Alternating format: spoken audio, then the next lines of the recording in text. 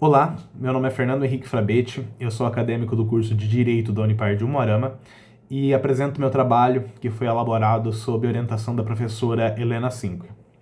O meu trabalho ele trata de uma análise da aplicabilidade dos smart contracts no direito contratual brasileiro. Inicialmente, é importante a gente conceituar o que são, de fato, os smart contracts, ou em português, contratos inteligentes, e como eles podem impulsionar o direito contratual para uma nova era, talvez no longo ou médio termo.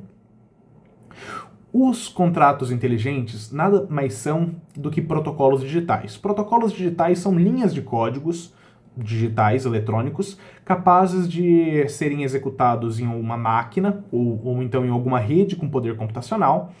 E o que difere esses contratos inteligentes de uma aplicação comum, de um software comum, é justamente a capacidade deles exprimirem, ou seja, deles demonstrarem o que foi pactuado pelas partes. Então imagine que num contrato tradicional as pessoas pactuam aquilo que elas pretendem como obrigação, suas circunstâncias, e na forma de termos contratuais. E após o cumprimento desses termos, a pessoa teria que se dirigir a outra, provar que foi de fato cumprida a obrigação, e então, em tese, a outra parte contratante faria ali, por exemplo, o pagamento daquilo que foi pactuado inicialmente pelo cumprimento dessa primeira obrigação. Num contrato inteligente, além dele ser capaz de expressar exatamente aquilo que seria aquilo que foi pactuado pelas partes, ou seja, o que deveria ser cumprido e qual obrigação seria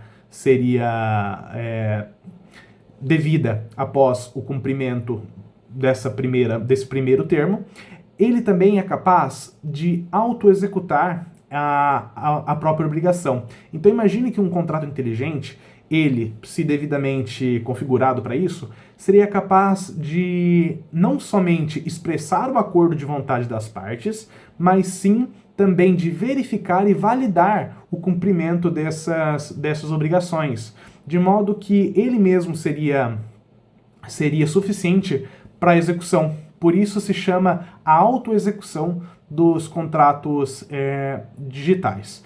Essa autoexecução, ela é o principal benefício, o principal favorecimento que imagino que deva ser estudado no direito contratual, justamente porque ela traria uma maior celeridade para os contratos comuns do que os contratos comuns.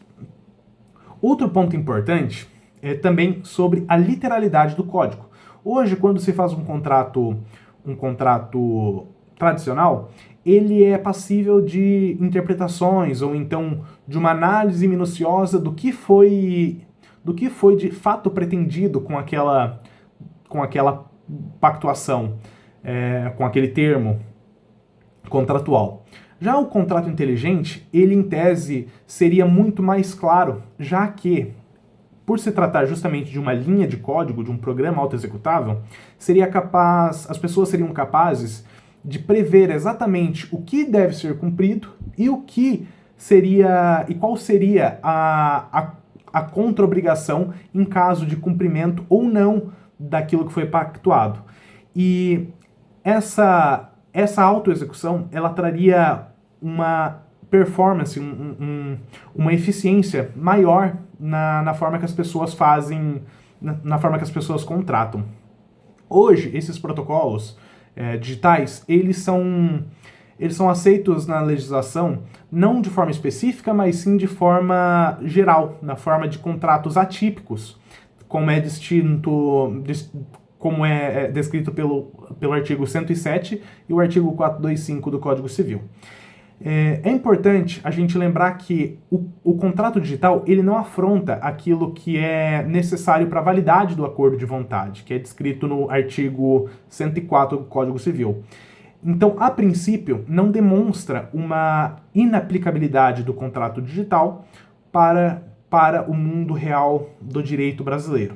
Porém, pela falta de legislação específica, é de se indagar se não seria o caso das autoridades estudarem melhor esse tipo de tecnologia que pode ser muito eficiente para o futuro.